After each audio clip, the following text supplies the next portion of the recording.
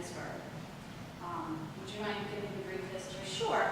The building was built in 1856 as part of the Gettysburg Rail Line, and it actually stopped here. If you look at this model here, you can see that the train tracks went right up to the back of the building and stopped, and the trains actually had to be brought out of town and moved around on a turntable to turn around. So as the building looked during the Civil War, the platform and the tracks went right up to the edge of the building, as you can see in this model right here. And this model here shows what it looked like during the Civil War, since the train station is most famous for its use during the Civil War. The room you're standing in now is the original part of the building. It actually stopped right here in this doorway.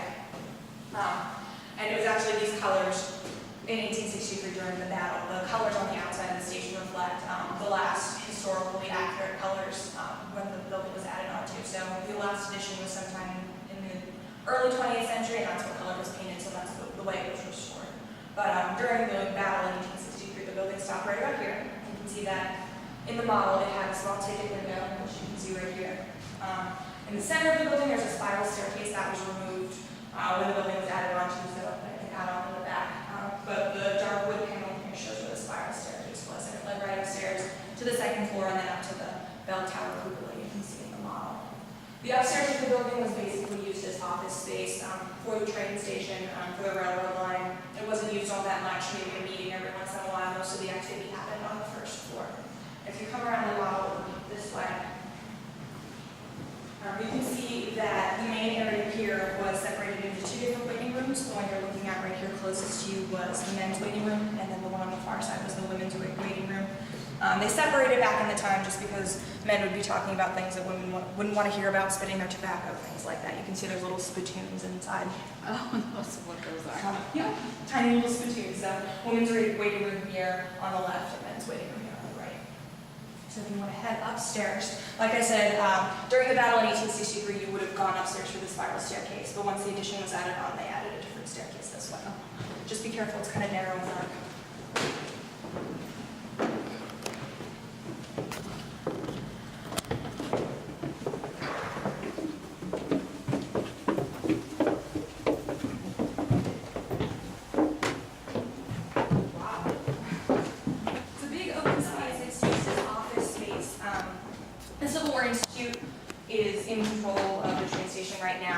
It's also the headquarters of the Pennsylvania Abraham Lincoln Bicentennial Commission, so they use this office space right now.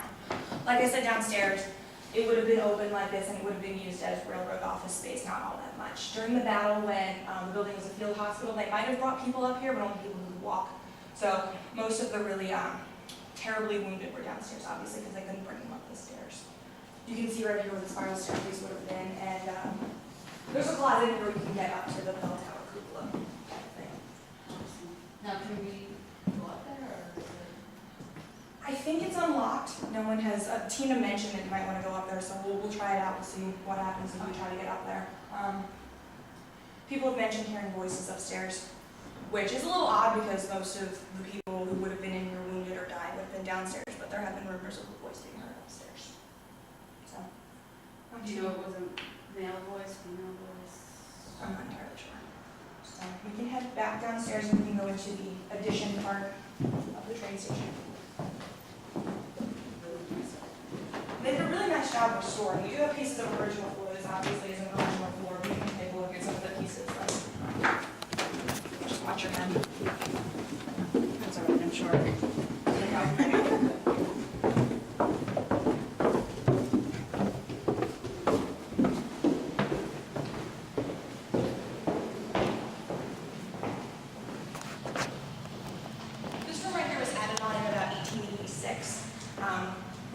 First edition of the building. You can see this is set up kind of how it would have been with a ticket window. So that ticket window was obsolete at that point. This would be where you would buy your tickets. You come back here and you see a piece of original floor. So this right here is the original floor. We have another piece protected in the back. But the furniture isn't original to the building, but it's from the same time period. You can see there's a typewriter, a desk. The clock, I think, is original to the building.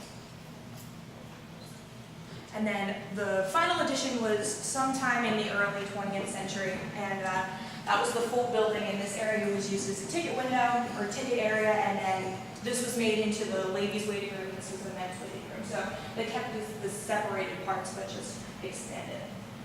Come back here, this was the final addition, and that's when they painted the outside of the train station the colors it is now. And the paint, this lovely salmon color, and the green color up there, that's original coloring, not original paint, but period correct color. So a lot of the glass in the windows is original, so you can see it's all nice and wavy and old. Some of the baseboard is original as well. And when the station was fully built with all of its additions, this would have been a baggage area.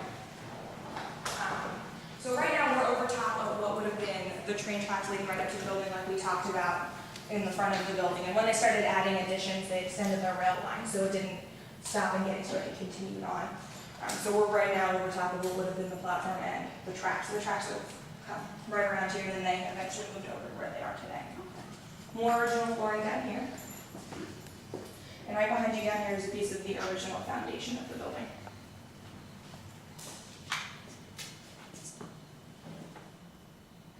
And if you want to peek outside, they actually have some great different colored bricks where the tracks would have been, if you want to see where the tracks would have come up to the bottom.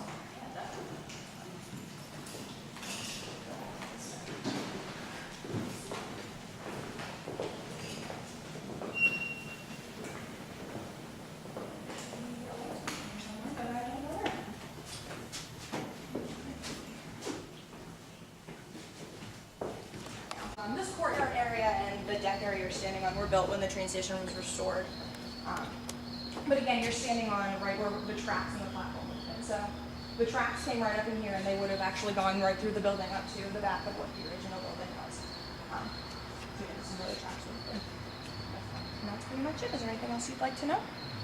You mentioned when the train pulled up, they actually turned it around out of town. Right, and that was actually farther out of town. So it would come up here, and then they'd have to move it somewhere, and then turn around on the turntable and send it back. So it was over in that general area somewhere. Wow. And then, like I said, once they started building onto the building, they extended the railroad. The railroad actually changed hands several times, which is why there's so many additions and different history, depending on which railroad was building at the time. And the railroad station had its final use right after World War II. And then it was closed forever and just kind of left, and then was restored by the Gettysburg Borough in 2003. So besides the voice upstairs, have you heard any other things about it? I have not heard any other things about it. I've just only heard the voice. Just Of the voice. I've never heard the voice personally. Awesome. Okay. Well, thank you. You're very welcome. Gettysburg, Pennsylvania. We're at the old train station railroad. I think it's back in 1863 it is. We're out back here where they used to stack all the bodies that used to pass away because they had no place to do them. They had to wait till the train come through to load them up to take them somewhere. I'm not too sure. We're going to read a little more history on this. Right now we're just out here in the back of the yard to see if we can get some EVPs and communicate with the spirits with a K2.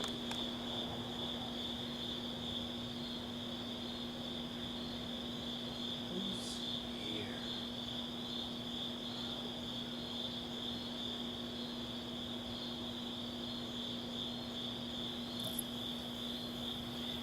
For you folks at home, we have people out on the main street talking, so you might hear that at home and think it's some kind of spirit or something, disembodied voice, which it's not.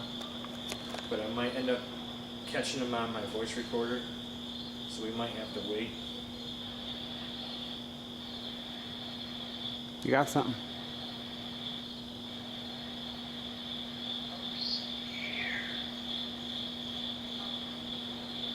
Come play that for me. So I hear voices from out front.